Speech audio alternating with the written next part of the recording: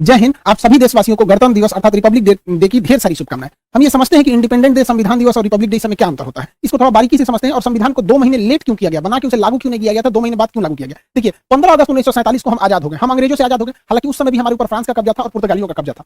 तो वो लोग पुर्तगाली फाइनली 1961 में गए सब गोवा को आजाद करके, सबसे बाद में गोवा आजाद हुआ। तो हम लोग तो आजाद हो गए थे, लेकिन बात यहाँ ये आती है कि आजाद हम अंग्रेजों से हो गए थे, लेकिन हमारे ऊपर किसी का शासन ही नहीं था। तो हमारे ऊपर कौन शासन करेगा, ये कोई डिसाइड नहीं था। इसलिए 15 अगस्त 1947 को हम आजाद हो गए थे, इसलिए उस दिन हम आजादी दिवस, इंडिपेंडेंट डे मनाते हैं। लेकिन हम लोग के ऊपर अंग्रेज कहे थे कि हम आपको फाइनली छोड़ के तभी जाएंगे जब आप संविधान बना लेंगे तब। तो हम लोग संविधान 1946 से 1949 के बीच में बनाए, जो फाइनली बनके तैयार हुआ 26 नवंबर 1949 को। इसलिए 26 नवंबर 1949 को हम कहते हैं संविधान दिवस। तो आजाद हो गए, संविधान हो गया यहाँ पे। लेकिन जब तक ये संविधान लागू नहीं हो जाता, हम कैसे कहेंगे हमारे ऊपर किसका शासन चल रहा है। रियलिटी में देखिएगा हमारे ऊपर किसका शासन है, संविधान का। सुप्रीम कोर्ट, प्रधानमंत्री, राष्ट्रपति, नीचे से ऊपर तक सब संविधान के अधीन काम करते हैं। तो संविधान बन गया था लेकिन लागू ही नहीं हुआ था। इसे 2 महीना बाद लागू किया गया। 26 नवंबर 1949 से 2 महीना जोड़ेंगे तो वो 26 जनवरी 1950 हो जाएगा। जिस दिन संविधान लागू हुआ उस दिन हम लोग मनाते हैं रिपब्लिक डे। और रिपब्लिक डे का मतलब होता है भारत एक रिपब्लिक है, अर्थात यहाँ के राष्ट्रपति जो है वो खानदानी नहीं होंगे, वंशानुगत नहीं होंगे, बल्कि चुन के आएंगे। राष्ट्रपति और प्रधानमंत्री हम लोग के यहाँ चुन के आते हैं और इन्हीं लोग का हमारे ऊपर शासन रहेगा। इस वजह से जिस दिन हम आजाद हुए उस दिन को हम 15 अगस्त यानी स्वतंत्रता दिवस, इंडिपेंडेंट मनाते हैं। संविधान जिस दिन बनकर तैयार हुआ था कि उसको मनाते हैं 26 नवंबर को संविधान दिवस। लेकिन जिस समय हमारे ऊपर उस संविधान को लागू कर दिया गया, हम लोगों को संविधान के अधीन किया गया, उस दिन को हम मनाते हैं 26 जनवरी के रूप में,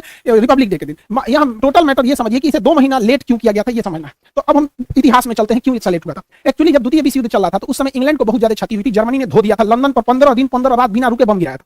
तो इंग्लैंड की जनता जो थी युद्ध से पूरी तरह त्रस्त थी। वहां कंजर्वेटिव पार्टी की सरकार थी, विंस्टन चर्चिल प्रधानमंत्री थे। उसी समय विपक्ष में जो थे लेबर पार्टी की थी, जिसके नेता थे क्लीमेंट एटली। तो क्लीमेंट एटली ने कहा था कि अगर हमारी सरकार आएगी तो हम भारत को स्वतंत्र कर देंगे। तो भारतीयों ने भी उनका समर्थन किया था और क्लीमेंट एटली की जब सरकार बनी तो वो भारतीयों को स्वतंत्र करने के पक्ष में आ गए। उन्होंने अपने 3 कैबिनेट मंत्री, आप देखते होंगे भारत में भी कैबिनेट मंत्री होते हैं, जैसे रक्षा क्षेत्र के कैबिनेट मंत्री राजनाथ सिंह है, विदेश मंत्रालय के कैबिनेट मंत्री एस जयशंकर साहब है।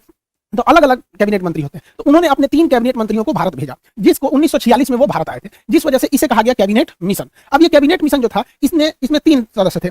एक का नाम था क्रिप्स, अलेक्जेंडर और लॉरेंस। ये ट्रिक याद रखिएगा, एग्जाम में पूछता है। क्रिप्स, अलेक्जेंडर और लॉरेंस, ये 3 सदस्य थे। इसका लीडर कौन था, तो इसका भी ट्रिक है। एल से होता है लीडर, एल से हो जाएगा पैंथिक, लॉरेंस। तो लॉरेंस ही इसका लीडर था। एग्जाम प्रोस्पेक्टिव से इसे याद रखिएगा, डेट और किसमें कितने सदस्य थे। ये 3 लोग हैं। इन्होंने भारत को 3 बड़े काम करने को दिए। पहला इन्होंने कहा कि आप अंतरिम सरकार बना लीजिए और अगले 5 सालों तक आप सीखिए कि सरकार कैसे चलाया जाता है। इसलिए आप देखिएगा हमारे यहाँ चुनाव, आजाद हो गए थे हम लोग 1947 में, लेकिन हमारे यहाँ प्रधानमंत्री का चुनाव हुआ 1951 में, बने प्रधानमंत्री 52 में। यानी ये 5 साल जो सरकार चली थी वो अंतरिम सरकार चली थी, हम लोग की ओरिजिनल सरकार नहीं थी। ये अलग टॉपिक है, इसको हम आपको एप्लीकेशन के क्लास में पूरा समझा दिए। मेन आते हैं संविधान पे। इसी कैबिनेट मिशन में इन लोगों ने कहा कि आप लोग अपना एक संविधान बना लीजिए, जब तक संविधान पूरी तरह से लागू नहीं हो जाता हम आप लोग की देखरेख करेंगे, जैसे लागू हो जाएगा हम चले जाएंगे। तो संविधान बनने की प्रक्रिया चालू हुई कैबिनेट मिशन के आधार पर। यहाँ पर 1946 से बने। अब ये संविधान कौन बनाएगा, तो इसके लिए इनडायरेक्ट इलेक्शन कराया गया, अप्रत्यक्ष निर्वाचन कराया गया और जो लोग चुन के आए थे उसे संसद के सेंट्रल हॉल में रखा गया।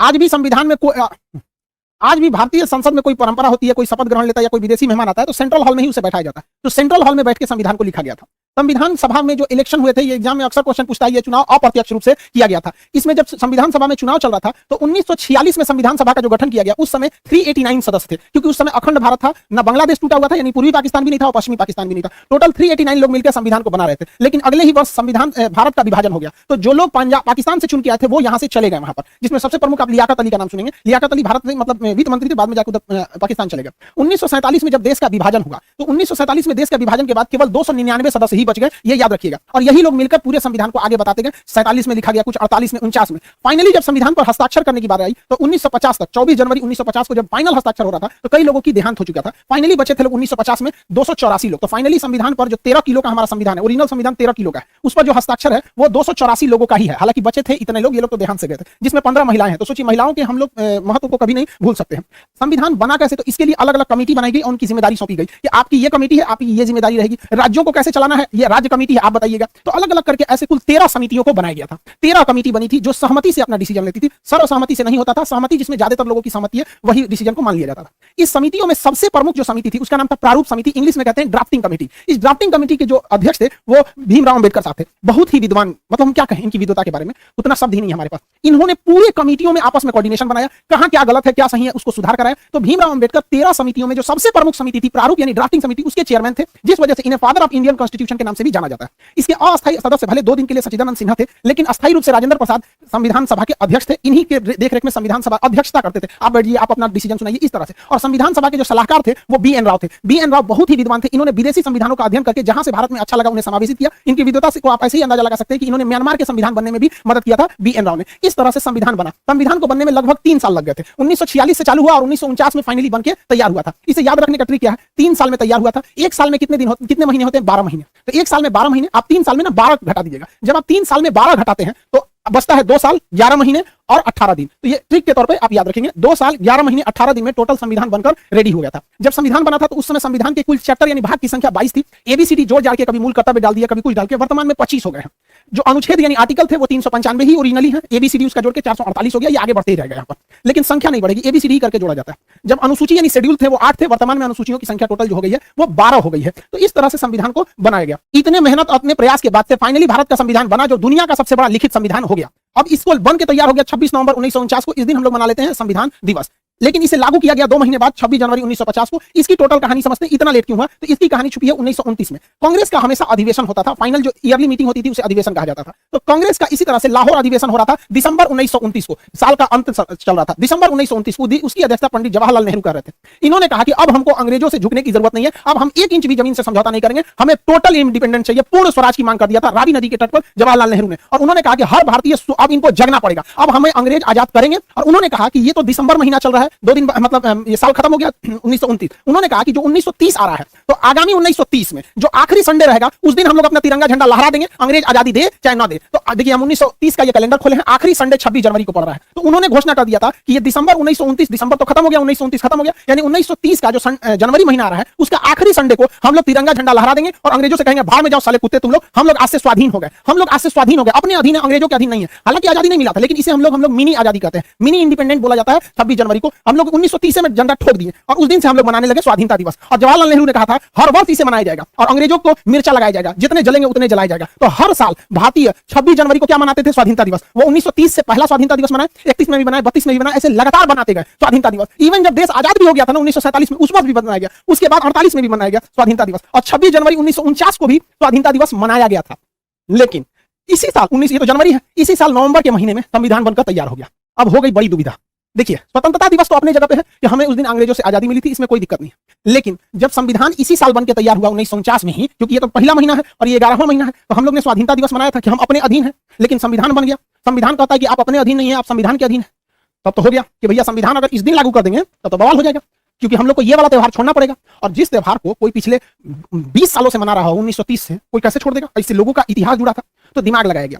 कहा गया कि देखिए जब किसी के घर बेटी का ब्याह होता है ना तो बहुत दुख होता है, लेकिन उसी दिन बेटा का भी ब्याह रख देंगे ना तो पतो आने का खुशी हो जाता है, तो थोड़ा कभी खुशी कभी गम वाला हो जाता है। तो संविधान वालों ने देखा कि इस दिन का तो महत्व ही खत्म हो जाएगा, इसलिए दिमाग दिया गया एक काम करते हैं, 2 महीना का तो बात है, 26 नवंबर 1949 है, 1 महीना रुकेंगे तो 26 दिसंबर 1949 आएगा, और 1 महीना और रुक जाएंगे तो 26 जनवरी 1950 हो जाएगा। एक काम करते हैं, संविधान को इस दिन बना लिए हैं, लागू नहीं करेंगे, लागू करेंगे 2 महीना बाद 26 जनवरी 1950 को, ले आके एक दूसरे पर थोप देंगे, बस हो गया। यहाँ जो स्वाधीनता दिवस मना रहे थे उसके ऊपर चढ़ गया संविधान, और संविधान कह रहा है कि भारत एक लोकतंत्र रहेगा, ये रिपब्लिक रहेगा, यहाँ के राष्ट्रपति का इलेक्शन होगा, कोई वंशानुगत नहीं रहेगा यहाँ पर। तो ये हो गया स्वाधीनता दिवस। तो जानबूझकर इस स्वाधीनता दिवस को बचाने के लिए इसको इसके ऊपर थोप दिया गया, वरना इसका महत्व कम हो जाता है, क्योंकि हम संविधान के अधीन हो जाते हैं। तो ये था टोटल संविधान को बनाने का। तो हम लोग 26 जनवरी आज ही के दिन संविधान को लागू कर लिए, हालांकि बना लिए थे 2 महीना पहले। तो हम लोगों ने इसे 2 महीना इसीलिए लेट किया कि हमारा 26 जनवरी यानी स्वाधीनता दिवस बरकरार है। इस दिन राजपथ पर परेड होता है, इस दिन ज्यादातर हथियारों को प्रदर्शित किया जाता है, हमारी क्या क्या डिफेंस में है, क्या क्या नए नए आविष्कार है, एक तरह का शक्ति प्रदर्शन कर लीजिए, इस चीज को हम लोग कह सकते हैं शक्ति प्रदर्शन। दुश्मन डरे देखो हम लोग ने क्या किया है, मिसाइल तो टैंक सब यहाँ पर दिखाए जाते हैं। और मुख्य अतिथि के तौर पर भी बुलाया जाता है, राष्ट्रपति तो झंडा फहराते ही है, प्रधानमंत्री भी रहते हैं, तीनों सेनाओं के अध्यक्ष भी रहते हैं, और मुख्य अतिथि को भी बुलाया जाता है। ये शुरू से ही परंपरा रही है, चाहे कलाम साहब हमारे राष्ट्रपति रहे हो, या प्रणब मुखर्जी जी रहे हो, या रामनाथ कोविंद साहब रहे हो, हमेशा कोई ना कोई मुख्य अतिथि आता है। इससे क्या होता है कि उस देश से हमारा घनिष्ठता को भी दर्शाता है कि हम जो करीबी देश है उसी को ही मुख्य अतिथि बनाते हैं। इस बार जो मुख्य अतिथि बनाया गया है, बुलाया गया है, बहुत ही सोच समझ के, मतलब एशिया को पूरी तरह बैलेंस करने के लिए। एशिया का ये वाला एरिया कहलाता है सेंट्रल एशिया, ये रूस से टूटे हुए हैं। इसमें 5 देश आते हैं, Kazakhstan, Kyrgyzstan, Tajikistan, Turkmenistan, Uzbekistan. इन 5 देशों को, ये जो 5 देश हैं, इनको संयुक्त रूप से बुलाया गया, 5 को चीफ गेस्ट बनाया गया है इंडिया में। इतना महत्वपूर्ण है कि इसके रास्ते हम लोग पूरे यूरोप में जा सकते हैं, क्योंकि ईरान के चाबहार बंदरगाह से हम रेलवे लाइन यहाँ ले जा सकते हैं और यहाँ से पूरे यूरोप में एंट्री कर सकते हैं। तो ये सेंट्रल एशिया से हमारा रिलेशन बनाना बहुत जरूरी है। सेंट्रल एशिया इतने महत्वपूर्ण है, ये आप अंदाजा लगाइए। इस्लामिक ऑर्गेनाइजेशन की जो मीटिंग हो रही थी पाकिस्तान में, तो इन लोगों ने उसकी मीटिंग छोड़ के भारत की मीटिंग को अटेंड कर लिया। चाइना इससे इतना डरा हुआ है कि आज 26 जनवरी को ये लोग मुख्य अतिथि के रूप में हैं। चाइना कहा कि आप हमारे पास आइए ना 25 जनवरी को, तो ये कहा सकती कौन सी खिलवाड़ समझे हैं। हम चीफ गेस्ट बने हैं, कैसे एक दिन में वहां चल जाएंगे, यहाँ चल जाएंगे, नहीं आ पाएंगे। तो चीन कहा कि तो गड़बड़ बात है, ये तो भारत के फेवर में चल जाएगा सब, गड़बड़ हो गया। कहा कि ठीक है हम लोग जूम पे मीटिंग कर लेंगे, वर्चुअल मीटिंग। इतना डरा हुआ है। तो बहुत बेहतरीन मतलब फॉरेन पॉलिसी भारत की जा रही है, ये अच्छी बात है हमारा। तो आप ये समझ गए कि हम लोग को आजादी कब मिली थी? आजादी मिली हम लोग को 15 अगस्त 1947 को। देखिए इस दिन देश बना नहीं, इस दिन देश आजाद हुआ। हालांकि कई लोग 1498 में वास्को डी गामा भारत की खोज नहीं किया था, भारत पहुंचने वाले रास्ते की खोज किया था। भारत का कोई व्यक्ति नहीं बता सकता कि भारत का प्रारंभ कब से हुआ, कोई नहीं बता सकता है, इसका कोई आरंभ नहीं है। हाँ, पाकिस्तान का जन्म जरूर हुआ था 14 अगस्त 1947 को। इससे पहले पाकिस्तान का कोई इतिहास नहीं है। पाकिस्तान के इतिहास की किताबों में यूरोप का इतिहास पढ़ाया जाता है, क्योंकि इनका अपना तो कोई इतिहास नहीं। तो पाकिस्तान का इस दिन जन्म हुआ था और हम लोग को इस दिन आजादी मिली थी। तो जन्म और आजादी में अंतर होता है, हमारा जन्म नहीं हुआ। गीता में भगवान श्री कृष्ण ने कहा था कि जिसका जन्म हुआ है उसकी मृत्यु निश्चित है। देखिए हम और आप गलत हो सकते हैं, गीता की बात तो गलत नहीं होगी। छोटे का जन्म हुआ है, इसकी मृत्यु निश्चित है, वापस आएगा ये भारत में यहाँ पर, और हम अखंड भारत हो जाएंगे। ये हम लोग की भी कामना है। लेकिन एक और बात संदेश की, देखिए 26 जनवरी के दिन किसी भी तरह का प्रोटेस्ट स्वीकार्य नहीं है। आरा के लड़के, जहानाबाद के लड़के, आप जो प्रोटेस्ट कर रहे हैं 26 जनवरी को, इसको आप लोग को नहीं करना है। जयपुर के भी लोगों से हमारी बात हुई, उन लोगों को भी हम समझा रहे हैं भाई 26 जनवरी आज राष्ट्र को समर्पित होना चाहिए, आज कहीं भी प्रोटेस्ट नहीं होना चाहिए। और ये प्रोटेस्ट पूरी तरह से लीडरलेस है। आप पटना के डीएम साहब का भी स्टेटमेंट सुनिए, ये स्टूडेंट से मिलने गए थे वहां।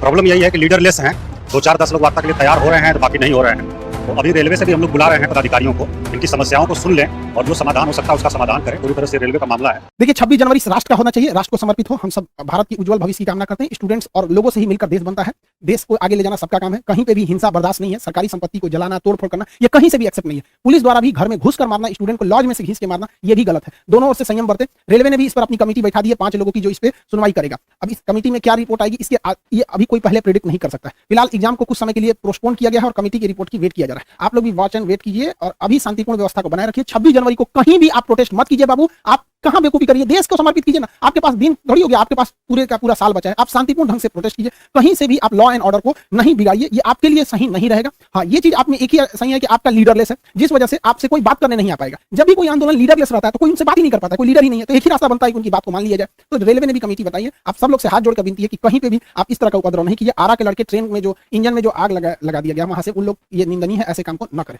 जहानाबाद के भी लड़के जो ट्रेन पे जाके राष्ट्रीय गान गा रहे हैं, आप सब लोग की हम भावनाओं का सम्मान करते हैं, लेकिन आज के दिन आप लोग को ऐसा नहीं करना चाहिए। प्रशासन का भी आप लोग सहयोग करिए, वो भी आपका सहयोग करेंगे। आई होप आप इसे समझे होंगे। मिलेंगे नेक्स्ट क्लास में। जय हिंद।